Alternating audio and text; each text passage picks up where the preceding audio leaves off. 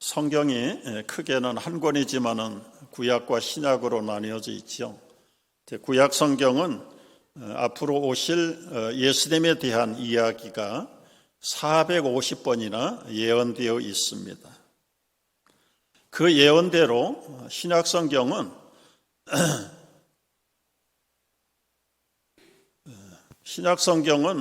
예언대로 오신 예수님에 대한 이야기예요. 1500년 동안 40명의 저자들이 66권을 기록했는데, 구약의 39권을 기록했는데 그 39권 속에서 자그마치 450번 앞으로 오시는 메시아 예수 그리스도는 이런 분이다. 그의 심지어는 용모, 성품, 사역, 그분의 정체성, 모든 것이 구약시대에 예언한 그대로 신약시대에 예수님은 성취하시는 예수님으로 오셨습니다. 이 구약의 예언과 신약의 성취가 아주 절묘하게 성경적으로 가장 매치가 잘 된 예언과 성취를 소개하려고 하는데, 에스겔 선지자의 예언입니다.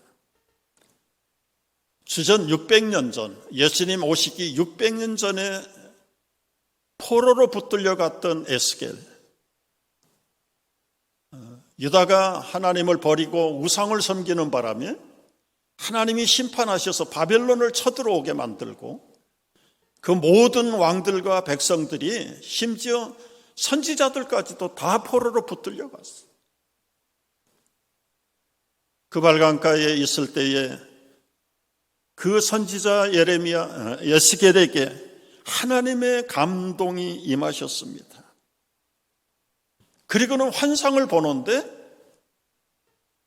네 생물이 함께 나오는 환상을 보았어요. 여러분, 내가 보니 네 생물의 형상이 나타나는데 그들의 모양이 사람의 형상이었더라. 사람의 형상이죠? 그 얼굴은 사람의 얼굴이고, 오른쪽의 얼굴은 사자의 얼굴이고, 왼쪽의 얼굴은 황소의 얼굴이에요. 그리고 뒤에는, 그러면은 나타나지 않지요. 뒤에는 독수리의 얼굴이 있더라. 여러분, 사람은 사람인데 어떻게 보면 사람이고, 어떻게 보면 황소고, 어떻게 보면은 독수리고, 어떻게 보면은 사자의 얼굴이 있더라. 이게 에스겔로서는 이게 무슨 환상인지 막연하게 살아있는 생물, 이 생물이라는 단어도 사실은 굉장히 신선한 신학적인 용어입니다. 목숨이 붙어있는 잡초나 무슨 그런 종류를 다 생물이라고 말을 하는데, 그건 아니에요. 에스겔에게 보여주신 그 네 얼굴을 가진 생물이 너무 신비한 생물이에요. 그리고는 에스겔을 떠나고 600년 후에 이 예언대로 오신 예수 그리스도를 네 사람의 저자들 성경에서 기록한 책이 마태복음, 마가복음, 누가복음, 요한복음. 그런데 여러분, 똑같은 주제는 예수님이세요. 마태도, 마가도, 누가도, 요한복음도 예수님에 대해서 성취된 내용을 그대로 기록한 것인데, 독자 대상이 다르고 예수님의 나타나는 특징이 각각 다 달라요. 마태복음은 유대인들을 위해서 기록된 책입니다. 유대인들은 역사와 전통과 족보를 중요하게 여겼어요. 그들의 후손 가운데 왕으로 오신다는 것을 약속으로 받았어요. 그래서 마태복음에는 특별히 족보가 있고 왕 대신 예수님의 모습이 많이 나타나요. 그런데 600년 전에 에스겔이 보았던 사자의 형상, 사자는 백수의 왕이, 마태복음 하나면 우연이라고 할 수 있겠죠. 그런데 마가복음은 또 달라요. 마가복음에 기록된 예수님의 특징, 사역은 종으로 소처럼 평생 일을 하고 죽을 때에도 자기의 고기를 다 가죽을 나누고, 내가 많은 사람의 종으로 와서 섬기러 왔는데 내 목숨을 대속물로 내어주겠다. 여러분, 그때 이 마가복음을 겨냥한 독자들은 로마 사람들이에요. 로마 사람. 로마의 황제가 천하를 휘두르지만은 예수님이 그 황제 하나를 꺾을 수 없을까? 그런데 예수님은 황제로 임하지 않고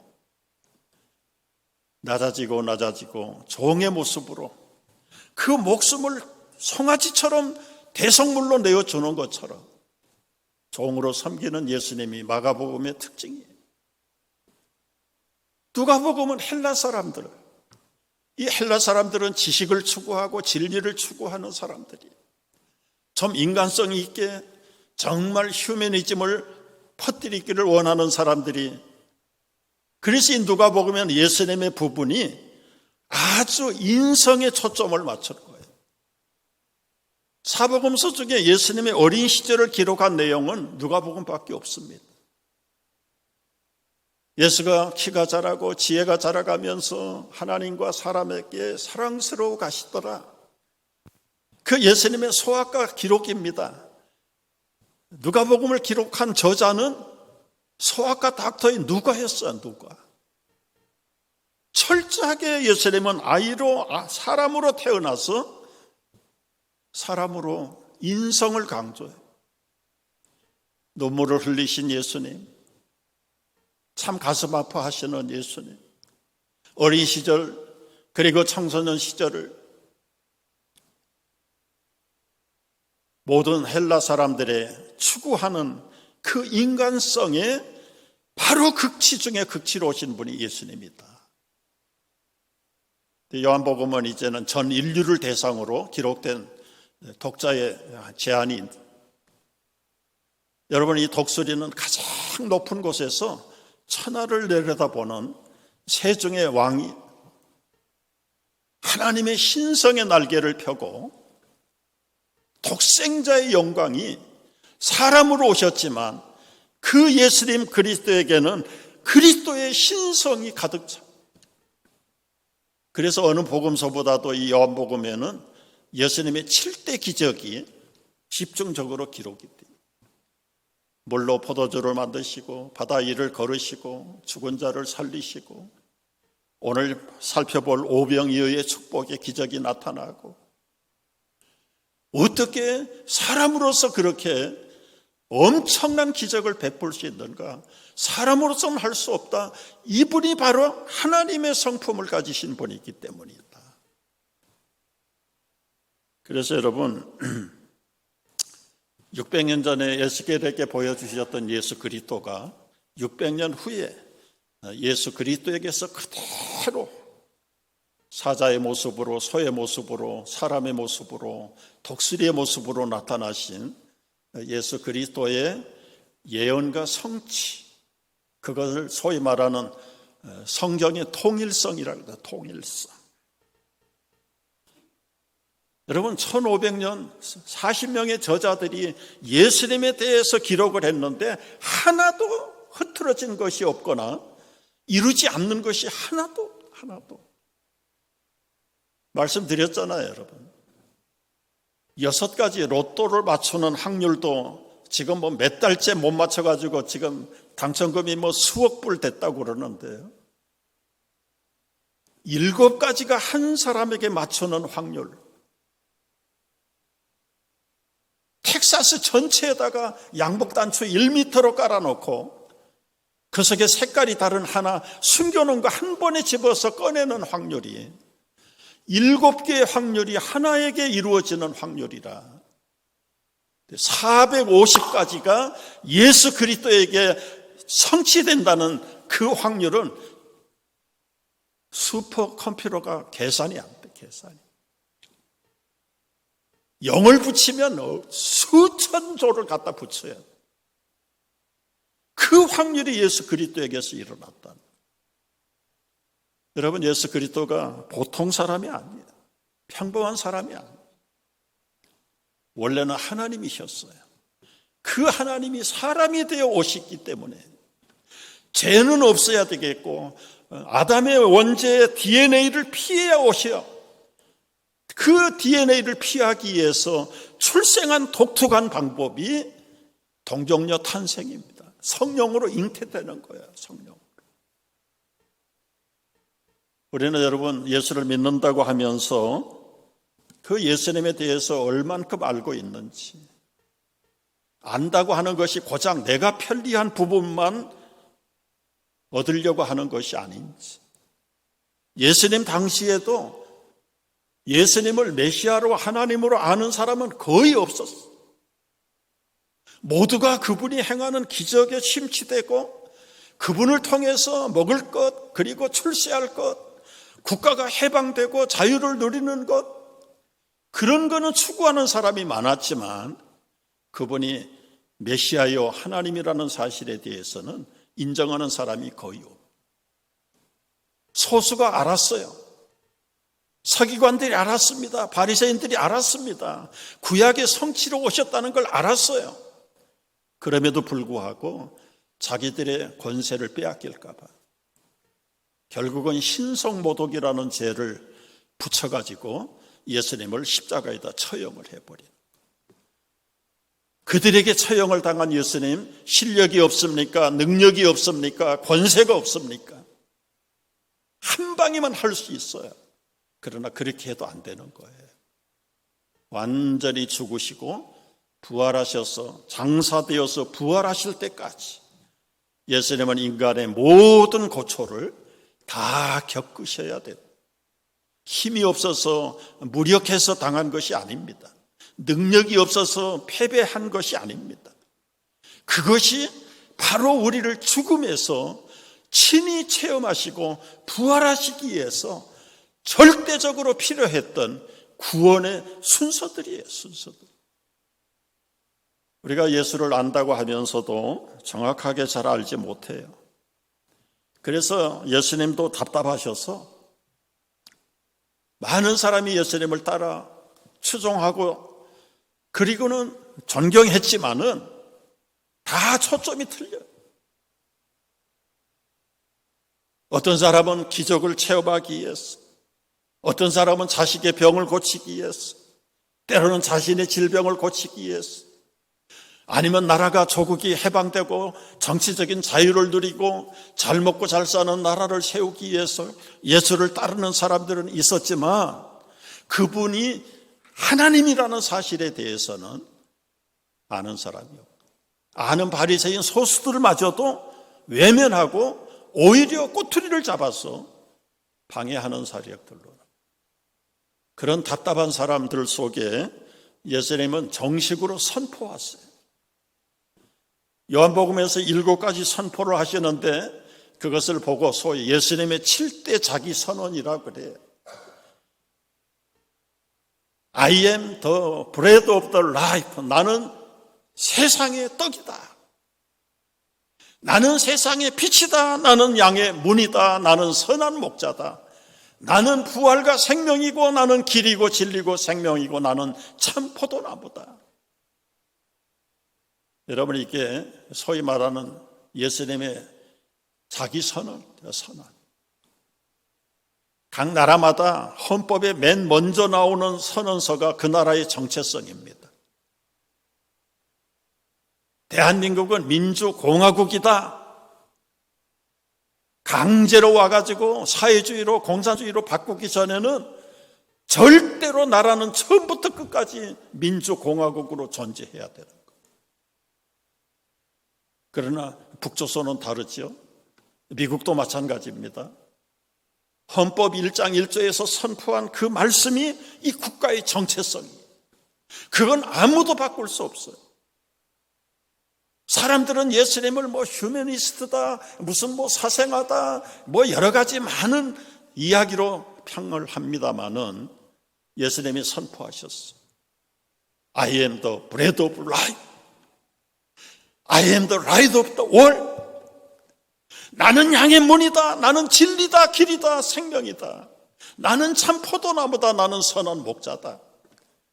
이건 누가 뭐라 그래도 도전할 수도 없고 바꿀 수도 없고 변개시킬 수도 없는 예수님의 정체성, 아이덴티피케이션이 바로 7대 선언입니다. 우리가 이 부분에 대해서 얼마나 알고 있는가?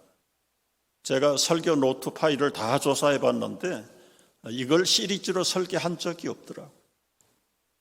그래서 앞으로 한 2달 정도는 매주일마다 하나씩을 우리가 배워가야 되겠다 생각을 해서 오늘 첫 번째 예수님은 생명의 떡이라는 예수님의 자기 선언에 대한 말씀을 배우려고 하는 것입니다. 여러분, 요한복음 6장에 이 말씀이 기록이 되어 있죠. 6장이 시작하는 첫머리의 배경은 이렇습니다. 예수님이 표적 행한다는 소문을 각처에서 듣기 시작했어요. 지금 시기로 봐서는 예수님의 공생의 마지막 3년 들어가는 시기입니다. 그러니까 과거에 벌써 1년, 2년 동안 원근 각처에 예수님의 저 갈릴리 변방에 있는 갈릴리 예수님의 모습에서 많은 기적과 표적의 소문들이 나라 전체로 번져나갔어요. 그러나 열심히 있는 사람들은 찾아갔고, 그러나 대부분은 소문으로만 들었지. 그리고 언젠가 나도 한번 그 예수님을 만나보면 좋겠다. 그런데 찬스가 왔어요. 6월절이 가까웠습니다. 여러분, 6월절을 지키는 것은 집에서 지키는 게 아니에요. 예루살렘 성전에 모든 유다의 남자들은 다 모여야 돼요. 3대 절기가 다 집에서 지키는 게 아닙니다. 심지어는 흩어진 디아스포라들도 외국에서 6월절을 지키러 오잖아요.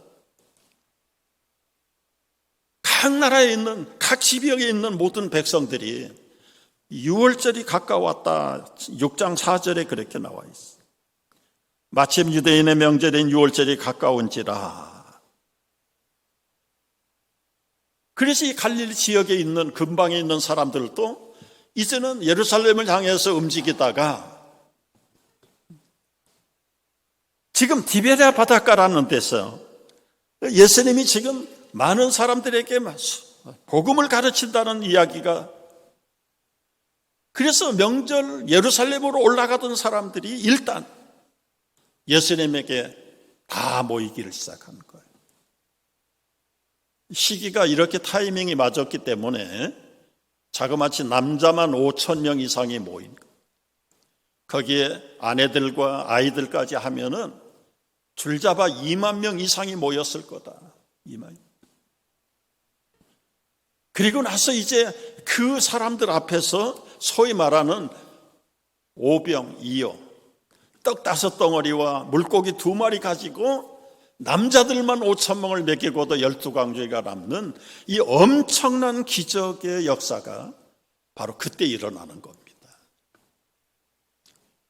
그런데 이제 기적을 베풀게 된 배경 동기를 보면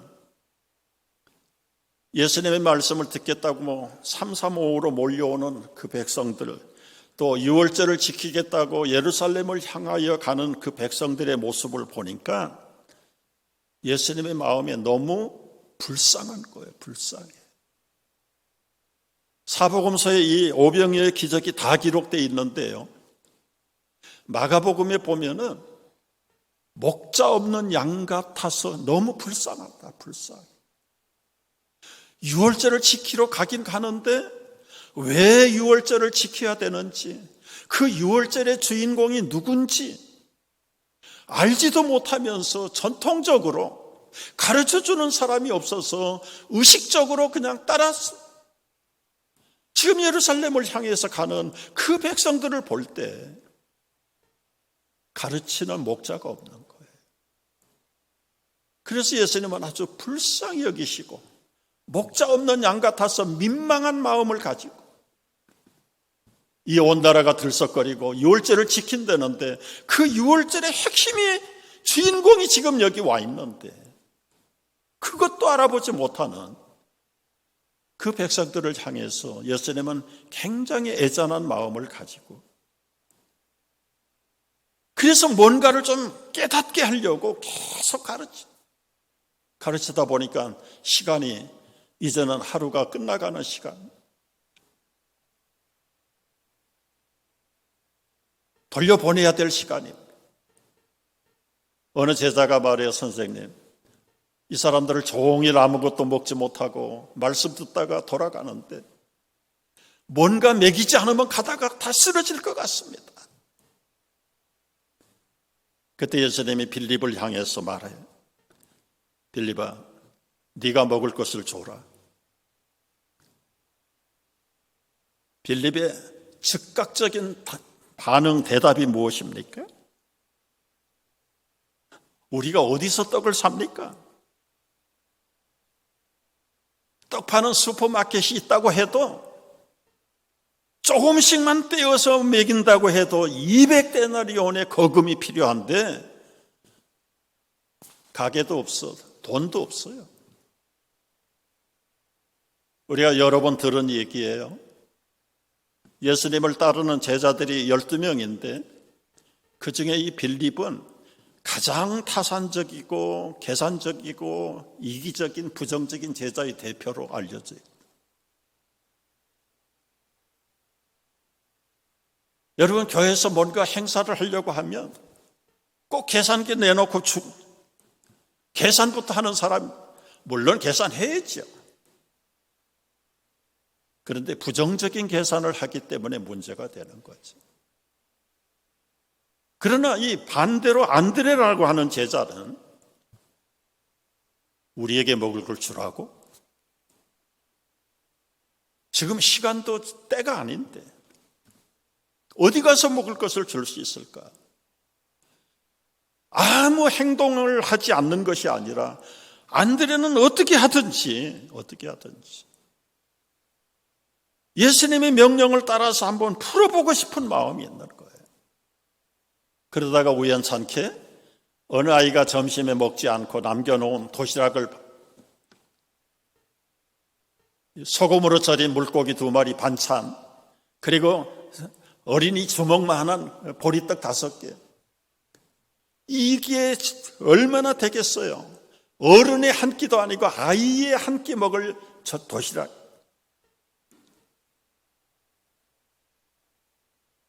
안드레가 계산을 할 줄 모르는 사람일까요?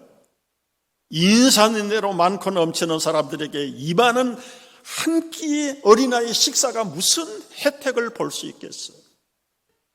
그럼에도 불구하고 안드레는 혹시 몰라 예수님에게 가져다 드리면 아마 예수님은 썸씽 해프닝을 벌릴 수 있을 거야. 이게 안드레의 마음이고 이 마음이 믿음 아니겠습니까? 결국은 안드레가 기대했던 대로 예수님에게 그 작은 어린아이의 도시락을, 여러분, 아무리 하잘 것도 없고 보잘 것도 없고 가치 없는 것일지라도 예수님의 손에 올라가면 역사가 일어날 줄로 믿으시기 바랍니다.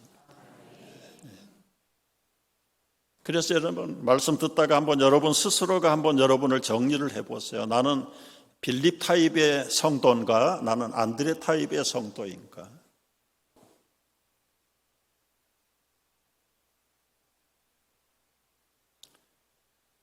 예수님이 이 작은 어린아이 오병이어를 받으셨습니다. 그리고는 여러분, 작은 것이라도 예수님이 축사하시면, 예수님의 권세가 임하시면 큰 능력이 나타날 줄 믿습니다. 모세를 한번 보세요. 모세가 나이 40이 돼서 살인자로 지명수배를 받고 이름 없는 미디안 골짜기에 가서 이드로라고 하는 장차 장인이 될 사람의 양을 40년을 칩니다. 자기 재산 한 마리도 없습니다. 장인의 양을 치는 나이가 들었을 뿐이지 목동이에요, 목동. 그 40년 양치던 목동에게 붙들려 있는 건 하나, 지팡이 하나밖에 없습니다. 그 지팡이 하나 가지고 양들을 인도하고 가시에 박혀있는 양들을 꺼내기도 하고 맹수가 오면 쫓기도 하고 자기 밥 벌어먹는 지팡이 모세의 지팡이입니다. 그런 지팡이, 가치가 없는 지팡이에요. 그러나 여호와의 권능이 임할 때요, 그 지팡이를 가지고 애굽의 나일 강물을 찍어서 땅에다 부을 때는 물이 피가 됐어요. 그 지팡이로 반석을 가르쳤더니 반석에서 생수가 터졌어요. 그 지팡이를 쳐들었을 때 홍해의 길이 열렸습니다. 길이 열렸어요. 우리에게는 별거 아닐지라도 주님의 손에 붙들려 쓰임받는 것은 주님의 권세가 임할 줄로 믿으시기 바랍니다. 어린아이 도시락 1인분이 무슨 효과가 있겠습니까?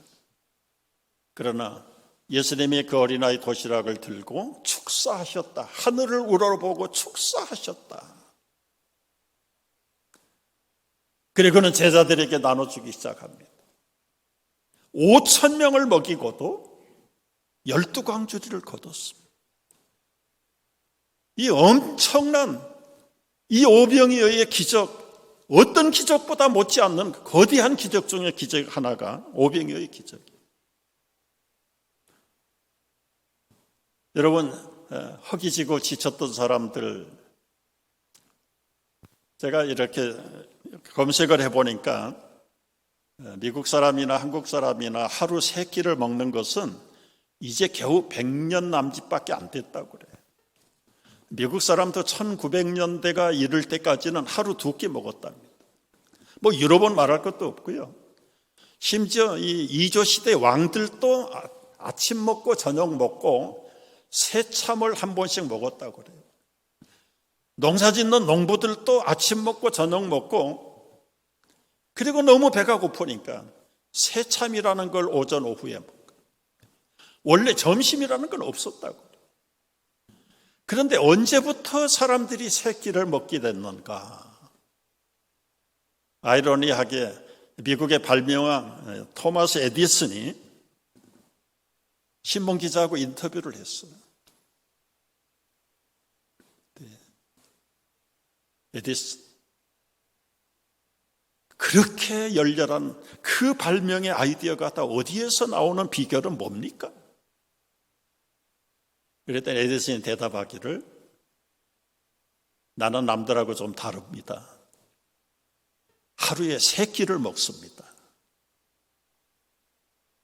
다 2끼를 먹는데 3끼를 먹는다니까 처음 듣는 뉴스잖아요.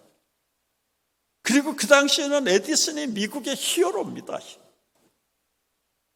신문에다가 대서특필을 해가지고 발명왕 에디슨은 하루에 3끼를 먹는단다. 그게 그분의 발명의 비결이 하나라.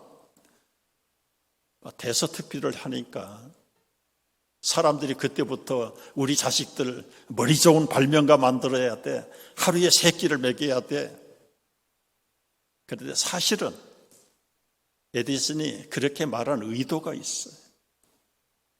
그때 에디슨이 빵을 굽는 토스터기를 만들었는데 잘 안 팔리는 거예요. 그래서 의도적으로 자기는 3끼를 먹는다. 사람들이 한 끼씩을 보태기 시작하면 당연히 토스터가 팔려 나갈 것이고, 토스터가 많이 팔려 나가면 자기 전기회사가 만들어져요. 전기회사 가지고 있잖아요. 지금 콘 에디슨도 에디슨 겁니다. 집집마다 토스트 기계가 오븐 굽느라고 전기 꽂으면 자기 전기 매출 올라가고, 에디슨이 단순히 발명가만 아니라 굉장한 사업가예요. 사업가. 그런 의도를 가지고 나는 하루에 3끼 먹습니다. 그 말이 미국에 아주 다 퍼졌다. 그래서 사람들마다 오븐기 사다가 빵 구워 먹고 간식 먹고 3끼를 먹기 시작해서 그때부터 미국이 3끼를 먹기 시작했다. 믿거나 말거나 여러분 인터넷 가서 검색을 해보세요. 분명히 나와 있는 역사적인 자료입니다. 예수님 당시의 유대인들 얼마나 가난했어요. 아침 저녁만 먹고 이제 기적의 떡을 먹었으니 그들에게는 세상이 두려운 게 없고, 집에 돌아갔을 때 생각이 뭐였을까요? 이심전심으로 이제는 저 예수 그리스도를 우리의 왕으로 세워야 돼. 우리 왕으로 세우면 우리는 먹고 사는 모든 식생활은 해결돼. 그리고 긴긴 밤을 기다렸다가 날이 밝았습니다. 다음 날이 됐어요. 3355로 그 예수님이 찾아 나오기 시작합니다. 누가 소집한 거 아니에요. 어제 기적의 떡을 먹었던 그 백성들이 한 번 먹는 것으로 끝나서는 이제는 우리나라를 이 가난으로부터 배고픔 굶주림으로부터 해방할 수 있는 메시아는 저분뿐이다. 그래서 예수님이 몰래 있는 곳을 찾아 예수님이 이제 그들을 맞이합니다. 27절 보십시오. 27절 보니까 썩을 양식을 위하여 일하지 말고 영생하도록 있는 양식을 위하여 하라. 이 양식은 인자가 너희에게 주리니 인자는 아버지 하나님께서 인치신 자니라.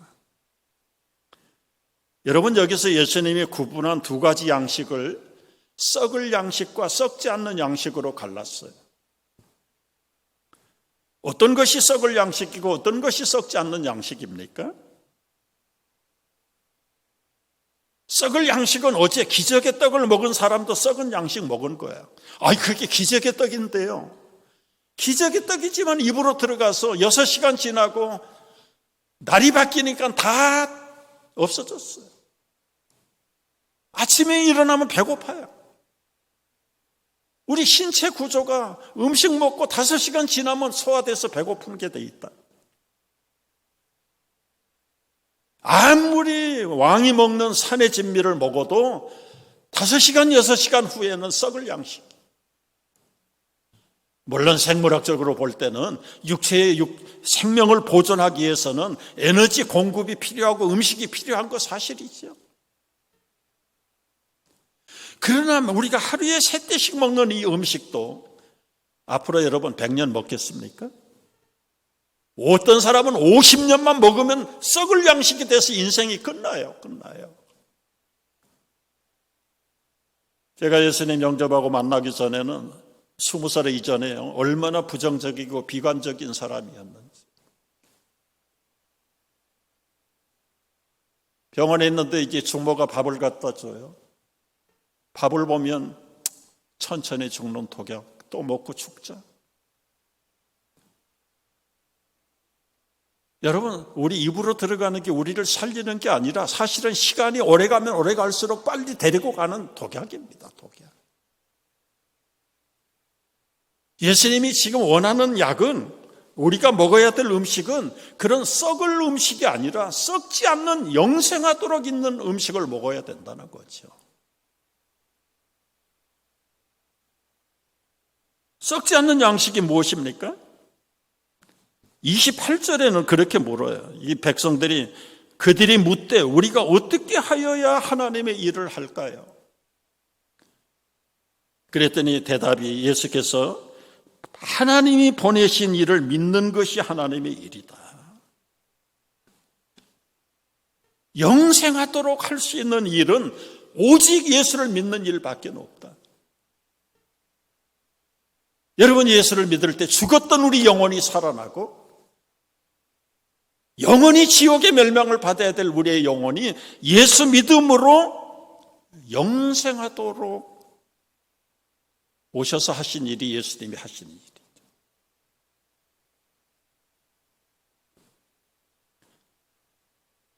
여러분, 세상의 모든 종교를 포함해서요, 진리라고 하는 것들이 결국은 사람들을 미혹하는 것입니다.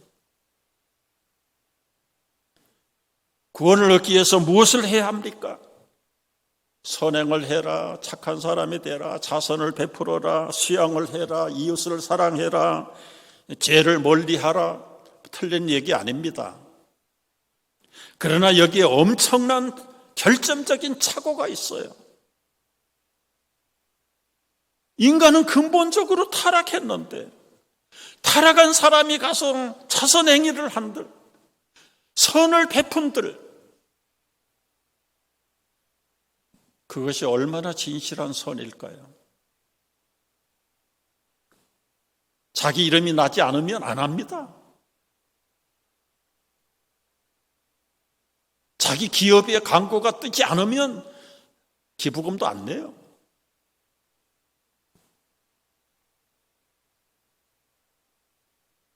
우리가 하나님 앞에서 해야 될 일, 많은 사람들이 사람들에게 하는 일로 착각해요.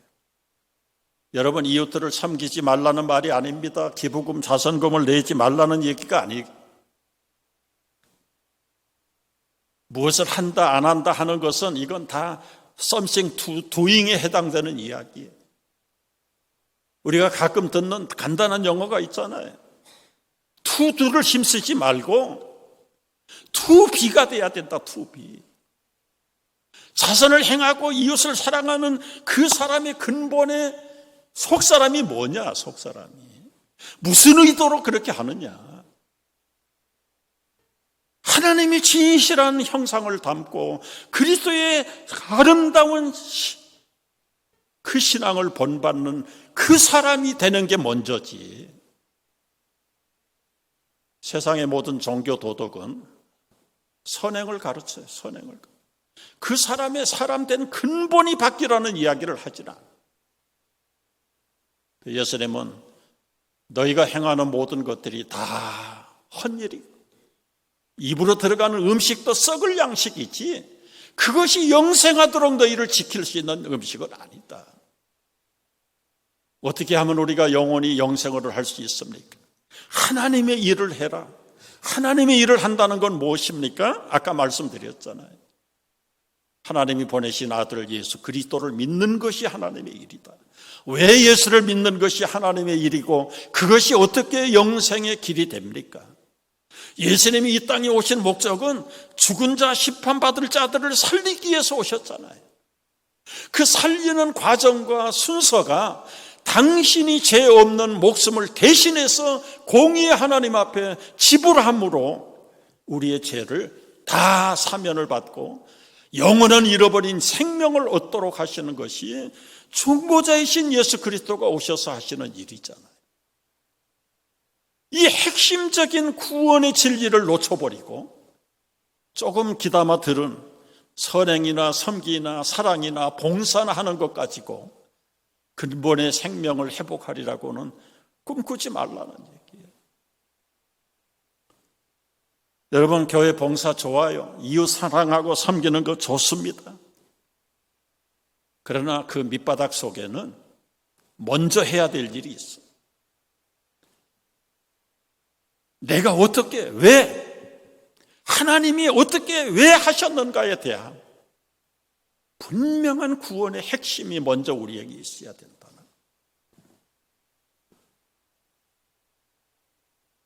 여러분이 가장 사랑하는 사람이 죽었다. 그 대상의 어머니든 아내든 배우자든 자녀든 얘를 가정에서 한번 생각을 해보세요. 사랑하는 사람을 잃어버린 그 사람의 그 심정은 어떤 심정일까요? 내가 어떻게 해서라도 살아날 수만 있다면 그 어머니가 이루지 못한, 그 아내가 그 남편이 이루지 못한 그것을 내가 할 수만 있다면 이것이 예수님 사랑하는 마음이지. 우리는 실감 있게 느끼지 못하지만 예수님은 여러분 한 사람 한 사람을 위해서 생명을 내주시고 죽으셨는데 도대체 그 사랑의 혜택을 입어야 될 사람들은 관심이 없어요. 얼마나 억울할까요? 예수님이 얼마나 슬플까요? 얼마나 실망할까요? 내가 이런 것들 때문에 목숨을 바쳤나? 그런 마음을 가지신 분이라면 예수님 아니시죠. 언젠가는 돌아오겠지. 언젠가는 내 마음을 알겠지. 언젠가는 그 사랑을 회복하고 나의 뒤를 따르겠지. 여러분, 이것을 우리에게 가르쳐 주는 것이 나는 세상의 생명의 떡이다.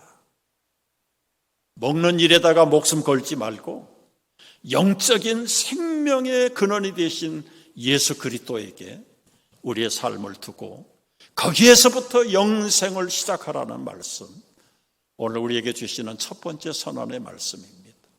기도하겠습니다.